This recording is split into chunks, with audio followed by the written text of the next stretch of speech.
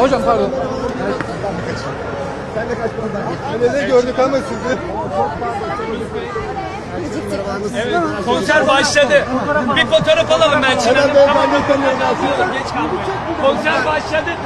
Merhaba arkadaşlar, kanalımıza hoş geldiniz. Bugün sizler için iki harika oyuncumuz Elçin Sangu ve Barış Arduç'un yepyeni ve güzel fotolarını sizler için hazırladık.